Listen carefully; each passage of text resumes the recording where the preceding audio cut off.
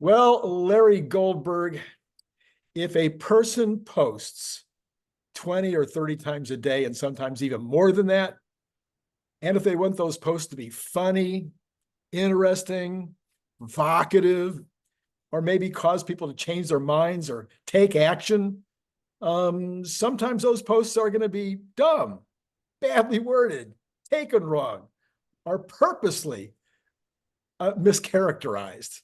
I know I've done it. Maybe you have too. Who, me? Never. Well, Elon Musk has the biggest megaphone maybe in history.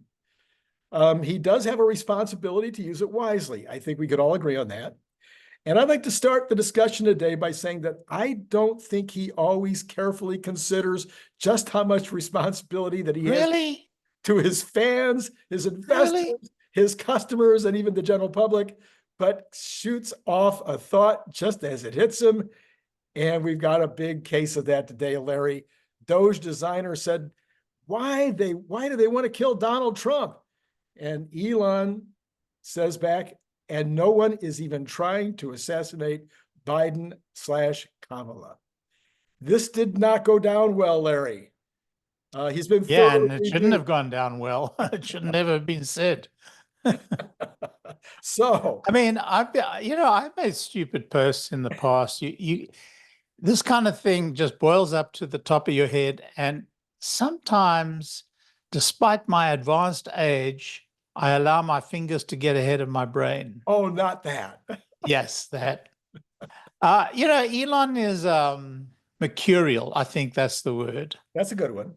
And he spouts these things. I mean, I strongly support him, so I kind of give him a pass. Yes. People who are on the other side, not so much. Not so much. I think this is a great occasion for them to stand on their high horse, harumph, at great length. And the truth of the matter is, this election has got so ugly,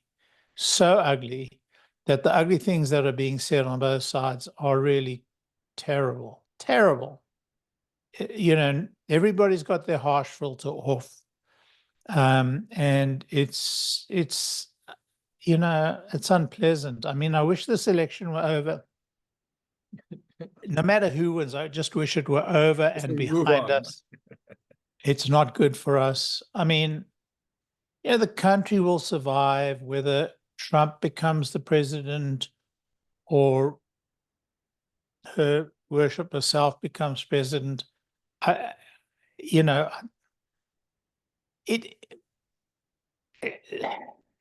Kamala is probably a good person. I honestly don't think she's very bright. Otherwise, she would open herself up to questions. I mean, the times I've seen her open herself up to questions, she finds it very difficult to formulate clear sentences. Yeah. But that's not really indicative of her political or managerial skills. It just is, a deficit she has. But I don't think either of them are outstanding candidates. That's my honest opinion. A lot of people differ with me. I know you and I differ on this subject. Well, actually, I think I've told you before that I have in the first primary in 2016, I was for every other primary candidate before I was for Trump. But then after he ran and executed as well as he did, that made a big difference in my understanding of what he's capable of. Yeah, I must say I was quite pleasantly surprised by the quality of some of the decisions that he made. I've said it publicly that his negotiations with Mexico were brilliant, and then with Canada, even more brilliant. He turned what was a really poor agreement into a really good agreement, I think, for all three countries involved. And then his policy on China, I was very opposed to that. And yet it turned out that he was absolutely right and just in time. And really, in a way, saved our country. from a commercial disaster, from what was an economic disaster, and really reset the global stage. And then, I personally, thank him very much for his decision to move the embassy to Jerusalem. Right. And there are a whole lot of, the Abraham Accords, the change of policy on Iran, all of that was outstanding. Mhm. On the other hand, I don't think he ran the pandemic very well. I think he allowed the Scientists, NIH and that group to take control. I understand why he had to do it. I understand the pressures he were under, but I think that he allowed the pattern to become poor, yeah, yeah, very poor. And it, set the stage for the Democrats to really use it as an excuse to really expand the administrative state. yeah. But So, but look, yeah. so on balance, he was a good president. Mhm, mhm. On balance, he was a good president. No, And I can't say the same for Biden. I think Biden's Iran policy was very, very flawed. I think I think that Russia attacked Ukraine because they saw Biden as being weak. I think Biden surprised him, but they saw Biden as being weak. And on China, he's been relatively consistent in applying the policies that he inherited from from Trump. Trump. So on balance, I would say that we haven't had two bad presidencies. I think the economic policies that Biden pursued were pretty disastrous, particularly, well, both I disagree with Ira. I think the Ira is a big mistake, but certainly the post-pandemic bill. I mean, Right, it was right, crazy. right. Yeah. That anyway, all in all, I can't call Biden as being the worst president in history, and I can't call Trump as being the best presidents in history, but both, are in the range of upper and lower bounds. Right. If we But go back, yeah. If we, I'm very nervous about Kamala because we have no sense of her at all. right, no sense at all. Let me go back to the original concept, though. Let me go back to the question about Musk and his decision to do this post. And He didn't make a decision.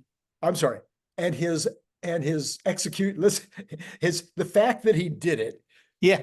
Do you think, I mean, a lot of people are mischaracterizing it as being somehow incendiary. I think it was supposed to be sort of weird funny in the way that he's kind of weird funny.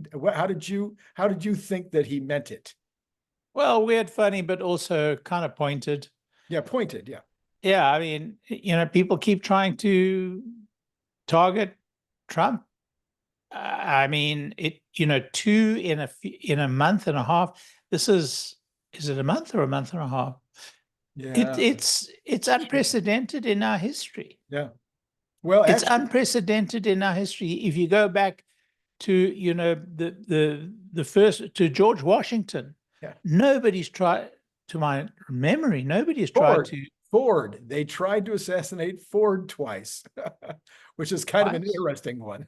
But I don't think we remember it that much because Ford was and by the way, I only read that as a post. What was the second attempt on Ford? I'd have to go back, Larry. I only saw it as a post. I didn't go back and confirm it.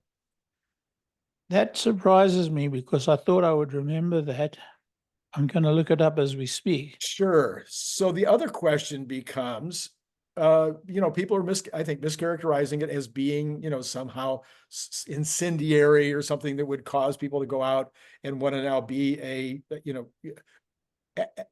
do something inappropriate with regard to Harris or Biden.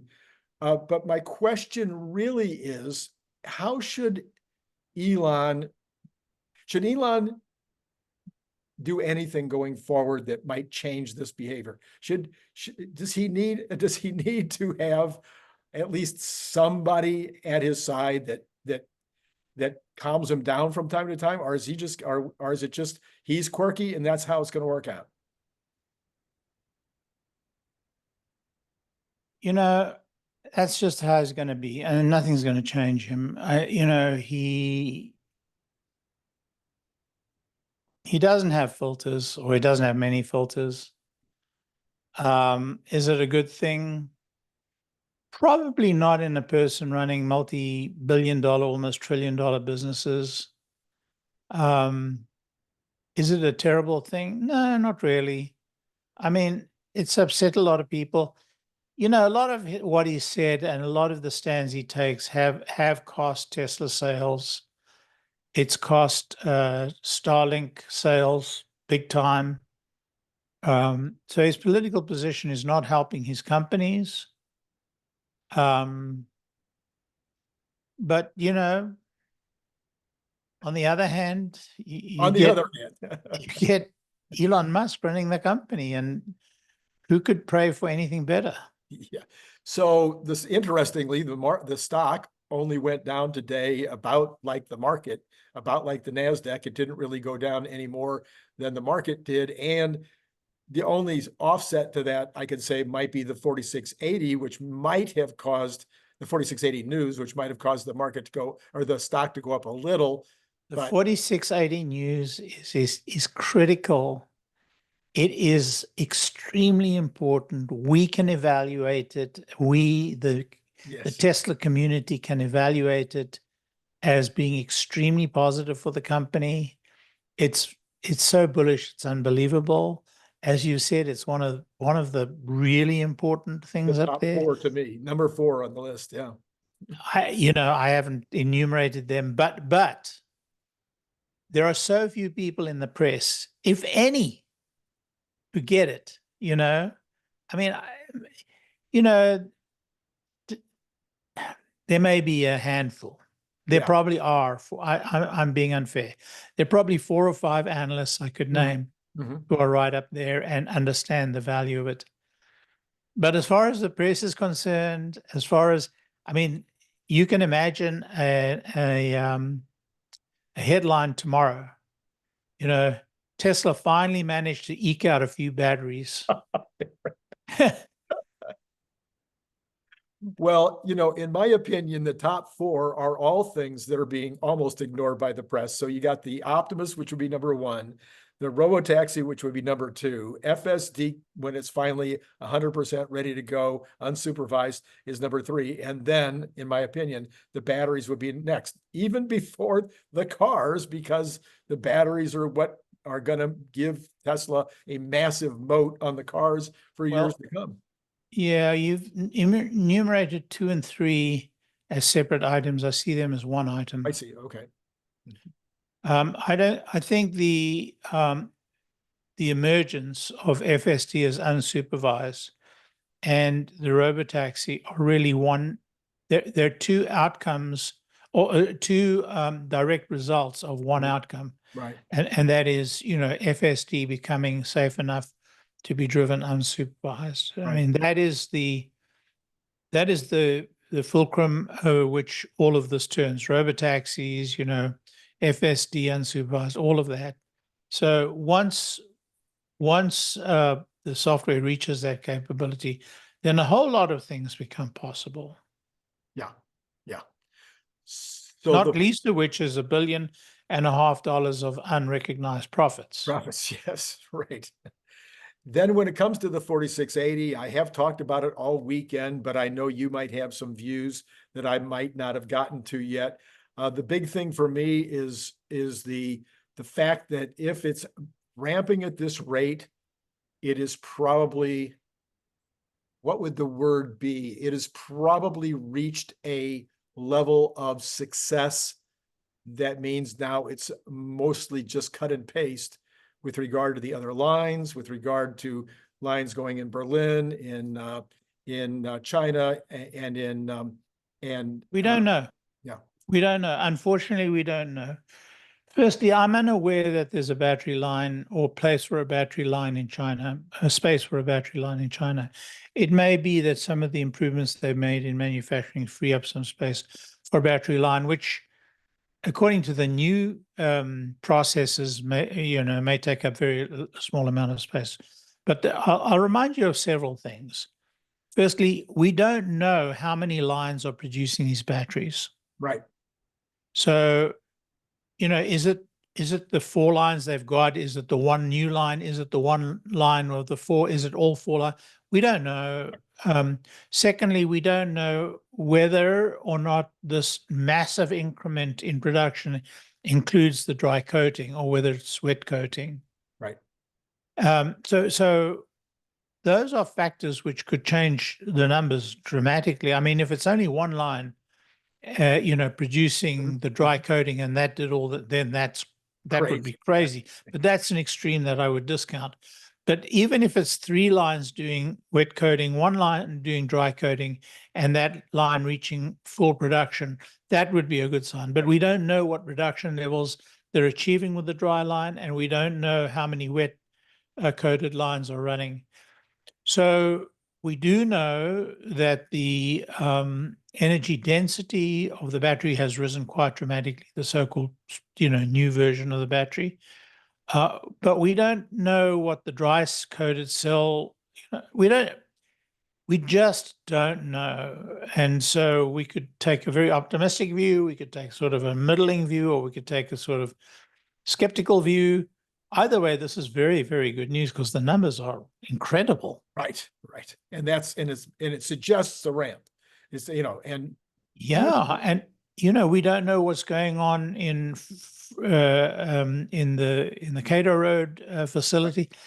We have no visibility, but it would be a really important question. I will ask that if our listeners are on say to vote, we need to get together as a community and talk about what constitutes a good question and how the good question needs to be, because we burn so many really outstanding questions with these stupid questions.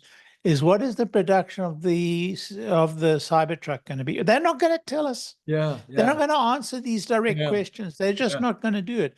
But if we work together to formulate a really good question, we can get the color that would give us the answers to the questions we're looking for. So I don't want somebody to come out and say, how many cells are we going to make this? I want them to say, can you give us a sense of how many of the lines are up and operating, how many are on dry coating, what we can expect in terms of production, production speed of dry coating versus wet coating. That kind of question that doesn't have, where they don't feel they need to be pinned down to a specific answer, and but can give us the color that we need, would give us the solution. So Larry, okay, I'll organize this. Okay. Yeah. And what I'll do is I'll get all of the guys, all you guys who co-host my show and help me on the show, Brian, both Brians and everybody else. You've got a few people that I don't really have the connections with. Maybe you can get them. We'll get a bunch of questions. We'll put these questions together, and then we'll send it back out to the whole group again and hone them down. Maybe we'll get we don't even have to get Grok to we can create our own questions, but the most important thing is to help educate people of how to pose questions, and more importantly, which questions to vote for. Yeah. People vote for these very attractive questions like, how many Cybertrucks are you going to produce next week? They're not going to give us that answer. Right. All right. We'll work on that, Larry. Remind me, but I think I'll remember, because I'm usually the first one out with a set of questions. Well, we don't have a lot of time. We have the end of the month looming really quickly. Oh yeah, no, I'm usually the first one out with a set of questions. I'll do a set of questions between now and the weekend, but I will also start asking around. If you'll send me a set of questions, that'd be fantastic. And maybe if you want to write up something that is your kind of like, here's the methodology for creating the question, that'd be fantastic. That's more important to me than anything else. I mean, obviously I have questions around 4680. Right. I I think there are those amongst us who are who have more knowledge about asking those questions. Yeah. That question about the batteries. Yeah. I have questions about, the roadmap, which by the time, fortunately, the investors, the 10-10. earnings call happens, we will have had 10-10. But the questions may already be pouring in by 10-10. Oh yeah, no, around. I'm sure they'll take questions on 10-10, or usually at least they take questions. So yeah. All right, Larry, the next subject here is that AJ put out a thing on Oracle today. And I know that this channel, we usually spend most of our time, almost all of our time, talking about Tesla. But I think this whole business around NVIDIA and Oracle and the rest with regard to AI, I think it's important for us to keep our eye on that as well. And maybe that's why AJ's doing it. He says he put a whole thing together talking about how he thinks that Oracle will now become one of the primary, one of the group of 4 or 5 companies. And he says, well, let me say what his bottom line was after his 15 or 16 or 20 slides. He says, bottom line, Oracle's dramatic CapEx increase combined with Larry Ellison, who became the 2nd richest guy in the world this week, combined with Larry Ellison's recent public remarks, suggest that Oracle may become a top 3 or 4 NVIDIA customer in the next quarters. This further adds to NVIDIA's exceptionally strong demand. Such demand is not a matter of 3 or 4 quarters, but significantly beyond. 10-year was down. Oh, I'm sorry. That was the conclusion. I was moving on to the next subject. Anyway, so that's what his conclusions were. So how do you have any sense of Oracle's place in the game, in the ongoing story? Boy, are they a survivor. Wow. I remember I started my first company in the United States in 82, I think it was. And I remember receiving a flyer in the mail. I don't know if it was 83 or 84, trying to sell me on a database. And they had like this rocket taking off, and I had no idea who Oracle was. Yeah. So we're talking about, a 40+ year player. I mean, they're as old as, no, they're not quite as old as Intel, but, they've been very consistent. He's a tough player, and he knows the game very well. Yeah, so Oracle is a complicated company.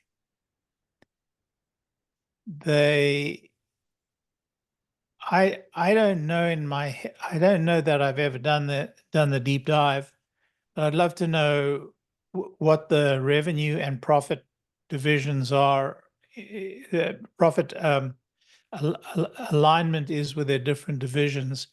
In fact, I've even lost track of all their divisions. Mm-hmm. All I know is that the reason Larry has remained so prosperous is that he's allowed very little of the company to slip out of his hands in relative terms in these 40+ years, compared to Bill Gates, that, his share owning has dwindled. Sure. So he is the poster child for why you should retain your interest in your companies while you're alive. Yeah, exactly. I mean, it's all very well to be charitable after your death, but while you're alive and running your company, you want to keep as much of it in your hands as possible. Probably going to end up doing more with it than if you don't. Who knows? Yeah. Okay. Let's turn to the big news of the week. Of course, is going to be what happens Wednesday. The 10-year was down another 3 basis points to 3.621, suggesting that the bond market might be leaning into the 50 basis point idea. Some in the House and Senate are calling for 75 basis points, actually sending letters off to Powell asking for 75 basis points. We have, according to the pundits, we only have one report coming out tomorrow that anybody cares about in this regard. That's the retail sales data. Yeah. But I think we've also got the industrial production number coming out today, and that's expected to be a positive.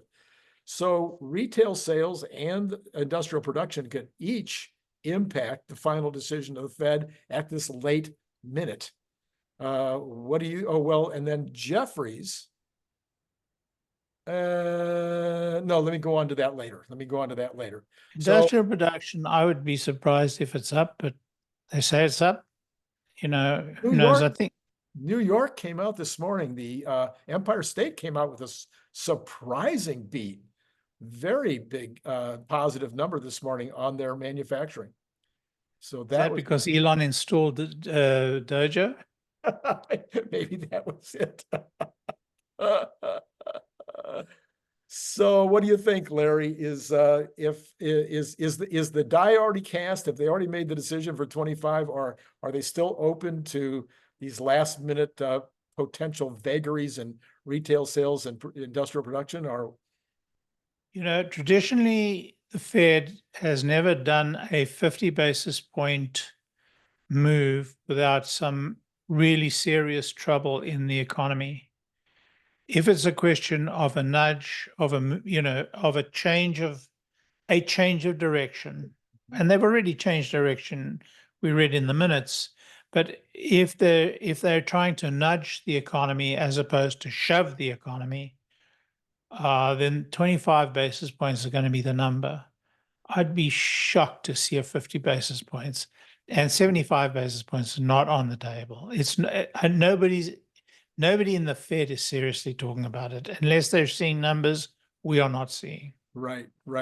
Do you think it'll be about the numbers, or do you think it'll be about the commentary? Do you think that's going to be the big thing? Because if the Fed suspects that the economy is not as cool as it really should be in order to do this cut, and they indicate that, even a cut could cause people to be a little bit questioning the next one.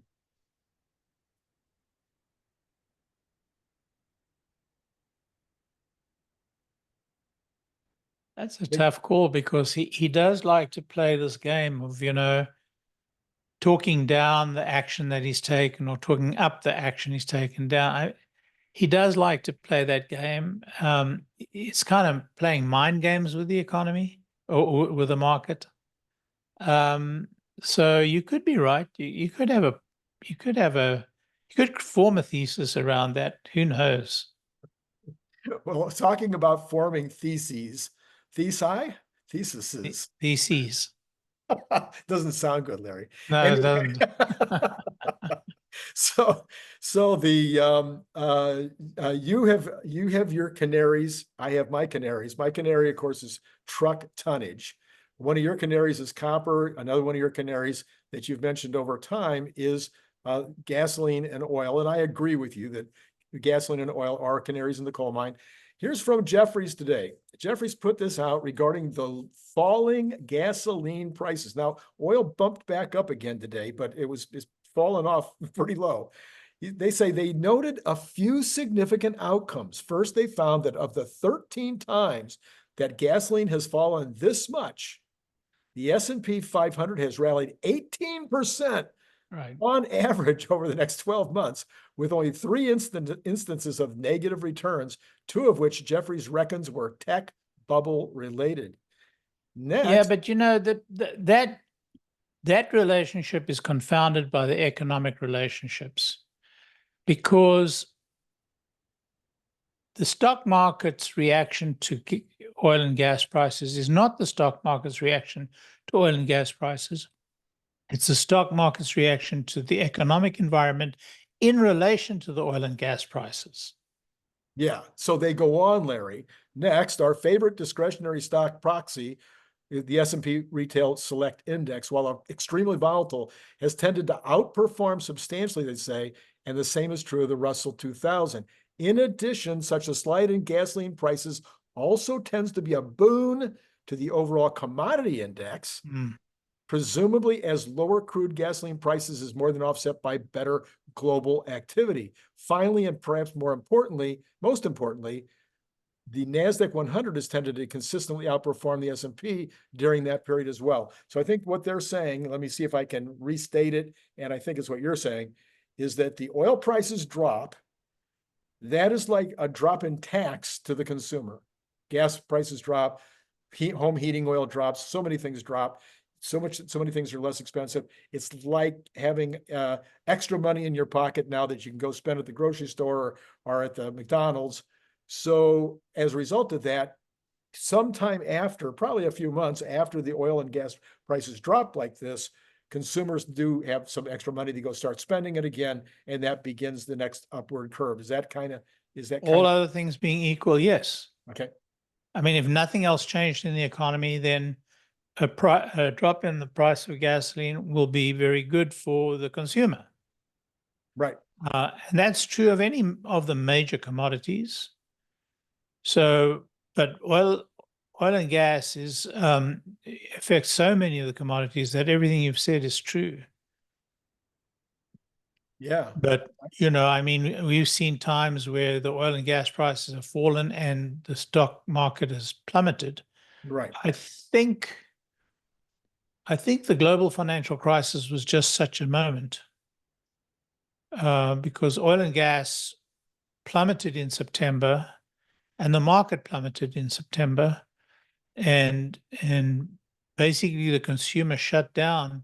Yeah. And right through March, April, right through to March and even into April, before they even started thinking about spending again. Right. So, there are so many confounding factors that it's very difficult to form this kind of conclusion. Yeah, but everybody likes to do it. Yeah. We have the punditry needs these kind of things in order to stay in business. They have to be able to come up with these amazing. The problem is you take a graph in isolation. Yep. And you can map it to the recessions and say, you see, every time this happens, there's a recession. And it's happening again. But what are the other confounding factors? Right. And that's all, and you don't know these, and it's incredibly hard to find these relationships. Yeah. Yeah, I agree with you. All right. It's kind of like any other complex organism. It is, you can't base it on one, but it is just one more thing that you can It's an add to your indicator. kit Yeah. bag. Yep. All right, Larry, well, before I go through the numbers, was there anything else on your, oh yeah, there was, no, I think we covered everything, didn't we? Oh yeah, you had well, that discussion with Gary Black that you were talking, oh no, you were talking about the discussion between Grok and ChatGPT. Oh yeah, I posted today a thread that most people said, are you crazy? This is far too long. I can't read this. But I made a query of Grok. I read somewhere somebody talked about China having military companies, private military companies or private security companies in Africa, accusing them of terrible things. So I posted a query to Grok, actually mini Grok, and said, is this true? Grok came back and said, it looks like it may be true. So, but it didn't give me actual evidence. It just gave me an opinion, but a long one. I mean, it was pages long. So I asked ChatGPT, also mini, I said, is this true? They said, no, there's some stories about it, but we don't think it's true.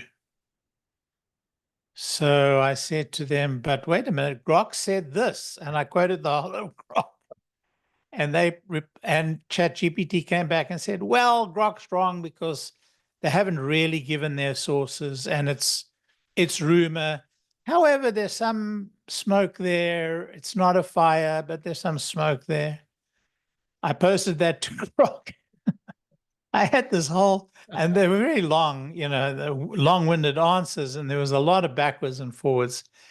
And in the end, I said, these guys are not there yet because they're both giving me answers without giving me facts. Right.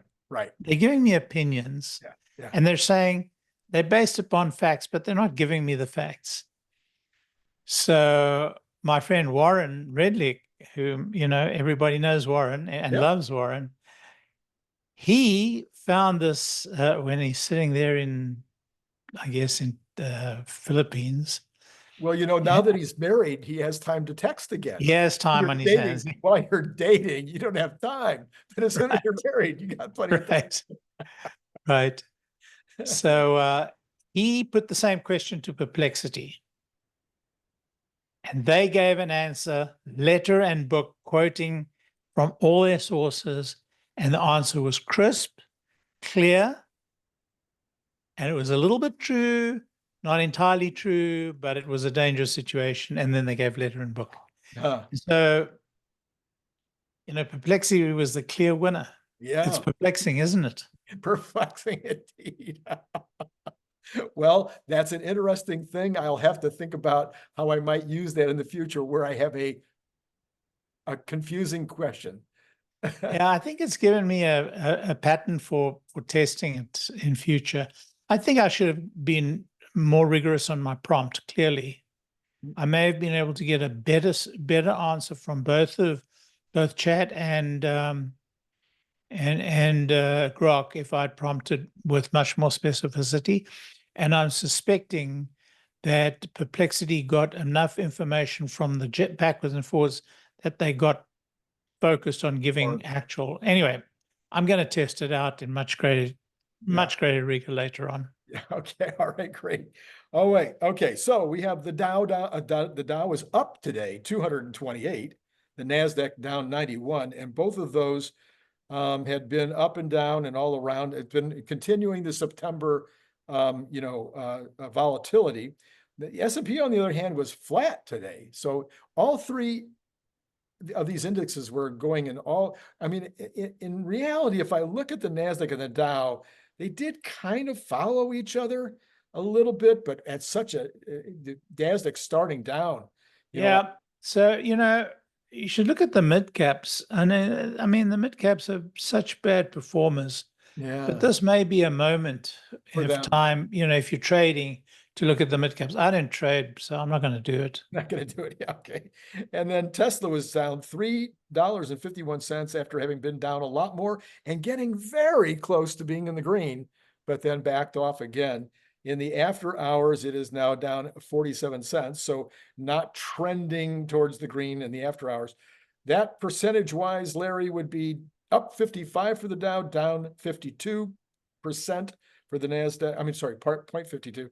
And then the S&P up 0.13%. And the Magnificent Seven were completely mixed. Up, some down. No rhyme or reason. And the same with the Cathie Woods. They were also completely mixed. The market has no direction and won't have direction until the Fed speaks. Until the Fed speaks. And we don't have the bond information yet because we're just a little early. But I mentioned already that the 10-year was down 3 in trading day. The 2-year was not down as much, but there's still it's the normal split between those two. And then oil did rebound quite a bit today and is rebounding a little bit more in the pre-market, up 34 cents at $70.43. So that's about $3.50 back up again on the oil without any significant reason that I know of, that I can find. And natural gas up a little also. I'm sorry, down. Whoops. It's up. It just, my thing moved. Up just a little in the after hours. I mean, the pre-market, but it's up substantially over the last week or so. $2.38 now. Thoughts on the oil and gas market, Larry? Not really. I think the oil and gas market is so susceptible to things we can't see anymore because of the Russian, because of Russian oil on the water. And so it has daily impacts that are inexplicable, that appear to be inexplicable. As far as gas is concerned, though, that's a very complicated market. I did report, Larry, I think last night, I can't remember now which show it was, and I'll just report it again for those who missed it. I did do a little bit of a deeper look on that. And one of the things that impact gas is the markets are way more flexible They can bring on gas faster. They can shut down gas faster than oil by a lot. And you also, I've mentioned before, the plastics industry can switch. Most plastics can be made from oil-based or they can be made from gas-based. And so you can do a lot of switching around as things change. And one of the articles I saw that seemed to be pretty well written suggested that it's the weather more than any other thing with gas. That if they think it's going to be a warm winter, then it's going to impact. If they think it's going to be a cold winter, it's an impact. And what confounds that market now is that it's not only the weather in the US, it's now the weather in Europe that's affecting it, and the projected weather in Europe. Right. And the rate at which Europe is moving to renewables and with the role of gas in that. And it's very complicated. And we're not yet familiar with the traders are not yet familiar with this new world. I don't think, but I could be wrong. Yeah. Yeah. So then you've got the gold market. The gold continues to go up. It's 26010. I mean, 26010. 2610 now. When 27? What's that? When 27? When will it get to 27? Yeah, the question that people are asking is, when does it get to 3? When does it get to 3,000? That's the big question. But 27, well, it didn't take very long to get from 2.5 to 2.6, about 5 months, 4 months. It's been strong. Silver, it's over $30 now, 31.09, down a little in the pre-market. Copper staying nicely above $4 at 4.27, so that's good for the copper market. And suggesting, Larry, that some of the commodities may be bouncing back a little here.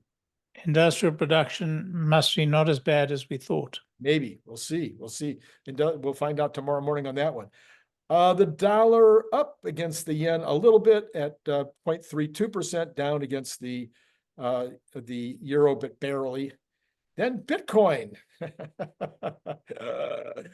Yeah, pick your day. Okay, down 1,700 today, back into the 58 range, 58,196. And the equities, the Dow down 23 or 0.05, S&P down 375 or 0.07, NASDAQ up 7 or 0.04. So a little bit of rebounding in each direction, but not enough to really say much at all. There's no direction. I would call that flat. Yeah. Well, there you have it, Larry. That is all that we have to tell tonight, unless you've thought of anything more that we should share. I kind of overshared. Overshared. Well, I don't know if Elon Musk watches the show, but Elon, we've given you some sort of some advice that maybe, you would want to think just for a minute. I think do what you do, Elon. I have to admit, I do think before I post. It's not as easy on here to always think before I speak, but I do think before I post, and I try to think before I speak here. You know why? Mostly because on thinking on YouTube, I'm worried about getting deplatformed. So you have to really. That's one concern Elon doesn't have. He's not going to get deplatformed. Yes, I know. Well, on that cheerful note, thank you, Larry, as always, for bringing the good news, and to all of you out there, thank you for watching, listening, and it's been great talking to you.